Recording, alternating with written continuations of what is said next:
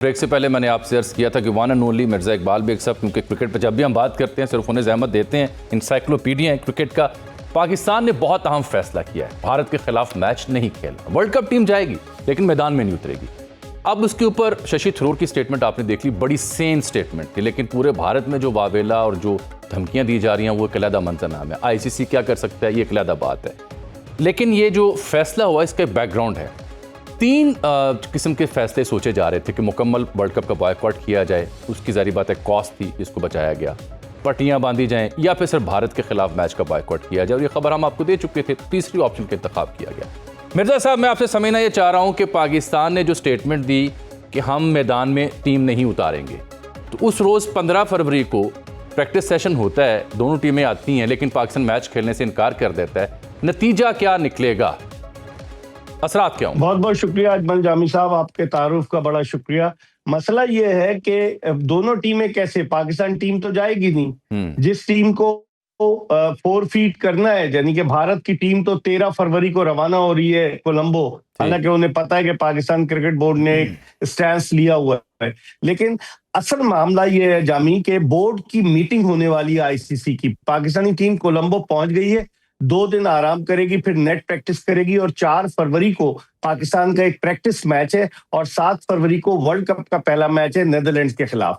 लेकिन जो भारत वाला सिनेरियो आ रहा है उसमें जिस तरीके से आपकी बड़ी गहरी निगाह है सियासी मामलात पर, भारतीय मीडिया ये प्रोपेगेंडा कर रहा है कि, और बात इस हवाले से ICC का ये रूल है 16.10.7 कि जिसके तहत अगर कोई टीम जो है 4 फीट करती है मैच, तो उसका नेट रन रेट बिल्कुल ही डाउन हो जाएगा। अच्छा। अगर पाकिस्तान इस मैच को छोड़ता है, 4 फीट करता है, तो पाकिस्तान के ग्रुप में नीदरलैंड भी है, पाकिस्तान के ग्रुप में USA भी है जिससे हम हारे थे 2024 में, और नमीबिया भी है। तो क्या भारत साजिश के बहाने बुनकर क्या भारत पाकिस्तान को सुपर 8 से आउट करने की कोशिश करेगा?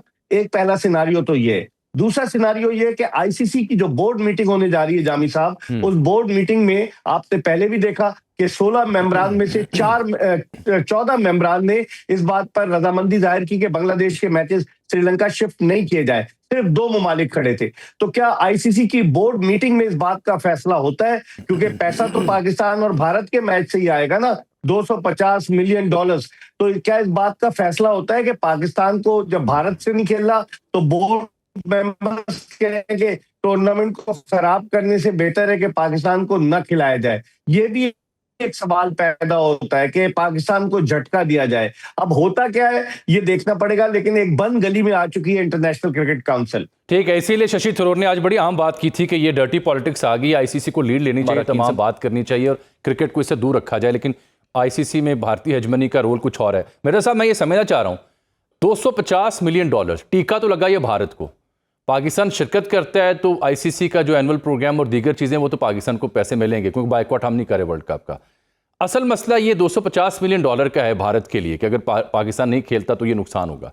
क्या माजी में ऐसा हुआ है कभी किसी इंटरनेशनल इवेंट में कि किसी टीम ने बाइकॉट किया हो और उस पर जुर्माना भी ना आयद हुआ हो, फॉरफिट हो गया हो, अगले राउंड में दूसरी टीम चली गई हो, या ये पहला वाकया अनोखा जिसके ऊपर ICC चीख रहा है? और माजी में ICC ने क्या सलूक किया ऐसी टीमों के साथ जिन्होंने बाइकॉट किया? देखिए, बॉयकॉट को तो हम नहीं कह सकते, हम ये कह सकते हैं 4 फीट किया। 1996 के वर्ल्ड कप में वेस्ट इंडीज और ऑस्ट्रेलिया की टीमों ने श्रीलंका जाकर खेलने से इनकार कर दिया और अपने मैचेस 4 फीट किए, उनके खिलाफ कोई कार्रवाई नहीं हुई। 2003 का जो क्रिकेट वर्ल्ड कप था, जो कि साउथ अफ्रीका, जिम्बाब्वे और कीनिया में हुआ, उस वर्ल्ड कप में इंग्लैंड की टीम ने जिम्बाब्वे जाने से इनकार कर दिया और न्यूजीलैंड की टीम ने कीनिया जाने से इनकार कर दिया। उन दोनों ने मैच 4 फीट किए, उनके खिलाफ कोई कार्रवाई नहीं हुई। 2009 के T20 वर्ल्ड कप में जिम्बाब्वे की टीम को इंग्लैंड आना था, लेकिन चूंकि रॉबर्ट मुगाबे के खिलाफ थी इंग्लिश हुकूमत, तो उन्होंने उनको आने से मना किया और जिम्बाब्वे की जगह उन्होंने स्कॉटलैंड को शामिल किया। तो जब टीमें 4 फीट करती हैं तो उस सूरत में कोई माजी की मिसालें मौजूद हैं कि कोई जुर्माना नहीं हुआ, कोई सैंक्शन नहीं लगे, लेकिन यहाँ ये प्रोपेगेंडा कर रहा है भारतीय मीडिया कि because of the security reason माजी में जो टीमों ने 4 फीट किया वो सिक्योरिटी की वजूहत थी। यहाँ पर वो ये कह रहे हैं कि पाकिस्तान की ख्वाहिश और मंशा के मुताबिक वहां पर जो पाकिस्तान के मैचेस हैं सारे श्रीलंका में हो रहे हैं। इवन वर्ल्ड कप के स्केड्यूल में भी ये लिखा हुआ है फाइनल में कि अहमदाबाद ऑब्लिक कोलंबो के अगर पाकिस्तान पहुंचता है। तो अब आईसीसी इस पर क्या स्टैंड लेती है, क्योंकि पाकिस्तान ने तो ये स्टैंड लिया जामी कि बांग्लादेश के साथ आपका सलूक ऐसा है जिसकी वजह से हम बॉयकॉट करेंगे, और अपने सारे अगले पिछले पाकिस्तान ने बदले ले लिए, जिस तरह उन्होंने ट्रॉफी वसूल करने से इनकार किया, जिस तरह उन्होंने चैंपियंस ट्रॉफी में आने से इनकार किया, सब एक ही झटके में सारी चीजें पाकिस्तान ने बराबर कर दी। तो अब देखते हैं कि आईसीसी का बोर्ड क्या फैसला करता है। अच्छा मिर्जा साहब, बिलफर्ज पाकिस्तान ये बाकी 3 टीमें नीदरलैंड्स, अमेरिका, नामीबिया जीत जाता है अच्छे रन रेट से, जाहिर बात है फिर पाकिस्तान और भारत ही आगे जाएंगे बज़ाहिर। तो अगर आगे जाते हैं सुपर 8 में फिर इंडिया से टकरा होता है या उससे आगे सेमीफाइनल की कोई इम्कान पैदा होता है, फिर हम क्या करेंगे? क्योंकि ये आपने बड़ा $1 मिलियन क्वेश्चन किया है कि जब आपने एक दफा बॉयकॉट कर लिया है तो फिर आगे आपके सामने वही टीम आएगी तो क्या फिर बॉयकॉट करेंगे? ये सोचा होगा पाकिस्तान क्रिकेट बोर्ड के अरबाब इख्तियार ने, सर जोड़कर बैठे होंगे, या तो उन्हें अपनी टीम पर कॉन्फिडेंस नहीं था कि उन्होंने बॉयकॉट कर दिया कि हम नहीं जा सकते, या फिर ये कि जब अगर चले गए तो उस सूरत में जो ट्रिकी सिचुएशन पैदा होगी उसको कौन डील करेगा। ये भी आपने बड़ा वैलिड पॉइंट रेज किया है, लेकिन ये अब क्रिकेट के अरबाब इख्तियार सोचे। पाकिस्तान क्रिकेट बोर्ड ने जो स्टेप ले लिया है अब रिवर्ट तो नहीं हो सकता। भारतीय मीडिया प्रोपेगेंडा कर रहा है कि यू टर्न ले लेगा पाकिस्तान, किस बात पे लेगा? बांग्लादेश के मैचेस जो है, बांग्लादेश तो आउट हो गया, स्कॉटलैंड आ गया उसकी जगह, बांग्लादेश दोबारा आ नहीं सकता। फिर पाकिस्तान को क्या कंपनसेट करेंगे फाइनेंशियली? अगर फाइनेंशियली कंपनसेट किया तो ये बांग्लादेश के कंधे पर बंदूक रखकर चलाने वाली बात होगी कि हमने फायदा ले लिया। बहुत सारे इसमें सिनारियो डेवलप हो रहे हैं। लेकिन मिर्जा साहब, इस धचके से क्या वो जो बिग 3 की हेजमनी है वो किसी हद तक तो दुनिया के सामने आई होगी ना? चाहे उनका 38% लेना हो आईसीसी का एनुअल प्रोग्राम में, भारत का बाकियों के हिस्से में मूंगफली आती है, तो इस और पाकिस्तान बांग्लादेश के साथ भी खड़ा हुआ, साथ आपने बताया $250 मिलियन का नुकसान भी होगा मैच की सूरत में। तो नतायज जो भी निकले, लेकिन एक दफ़ा आपने उस हेजमनी को हैमर तो किया है ना, हिट तो किया है।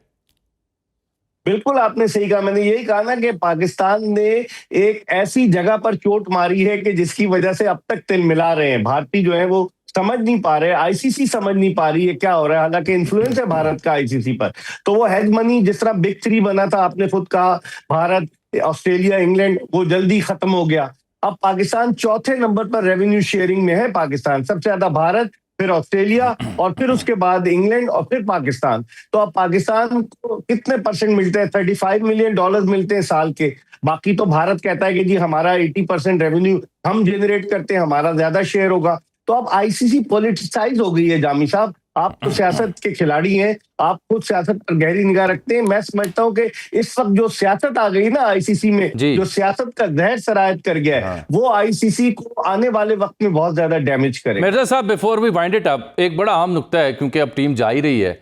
बाबर आजम ने कल 50 मार दी। मैं रह नहीं सकता क्रिकेट पे प्लेयर्स की परफॉर्मेंस पे बात करने से आपके साथ ना, मैं कोशिश करता ना जाऊं उस जानिब, लेकिन सर 10वें ओवर से 20वें ओवर तक जो आखिरी 10 ओवर खेले हमारे लेजेंड ने, सिंगल डबल 36-37 गेंदों पे 50 मारा, और शादाब साथ आके 18-19 पे 46 मार चुका था। What exactly is wrong with our hero, super hero Babar Azam? क्या वो T20 के लिए मिसफिट हैं? Has he lost his form? Has he lost his confidence?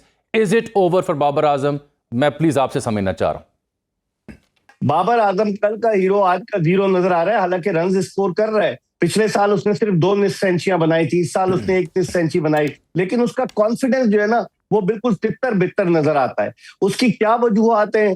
Babar Azam का नंबर भी आपने तब्दील कर दिया, नंबर 4 पे कर दिया। वो इस तरह का बैट्समैन नहीं है, नंबर 4 पे जाके तो वो ज्यादातर डॉट बॉल्स खेलेगा। तो अब यह, और फिर सलमान अली आगा, क्योंकि वो ब्लू आइट बॉय है, रन भी स्कोर कर रहे हैं, वो 1 डाउन पर आ गए। तो बाबर आजम का एतमाद बिल्कुल खत्म हो चुका है इस वक्त, और बेहतर यही था कि उसको आराम कराया जाता। लेकिन इस टीम का कॉम्बिनेशन भी तो देखे जामी साहब, 4-4, 5-5 आपने ओपनर भर्ती किए हुए हैं। फखर जमान, साहबजादा फरहान, साइम अयूब, उस्मान खान, ख्वाजा नाफे, आपने इतने ओपनर्स भर्ती किए हुए हैं। और फिर मिडिल ऑर्डर में आपके पास एक अकलौता वो है, बाबर आजम भी ओपनर्स के जुमरे में आता था जब माजी में, और एक अकलौता आपके पास सलमान अली आ गए। तो टीम का कॉम्बिनेशन दुरुस्त नजर नहीं आ रहा। 2 विकेट कीपर्स आपने रखे हैं, दोनों पार्ट टाइम विकेट कीपर्स हैं। सिर्फ मजबूत हमारी टीम कहां नजर आ रही है? स्पिन बॉलिंग के शोबे में, जहां हमारे पास टॉप के स्पिनर्स मौजूद है। तो लेकिन दुआ करें कि बाबर आजम की फॉर्म वापस आए। लेकिन मुझे तो लग रहा है अगर एक आध मैच में उन्होंने नहीं कुछ किया तो हो सकता है फिर आपके सुपरस्टार को, लेजेंड को ड्रॉप भी कर दिया जाए।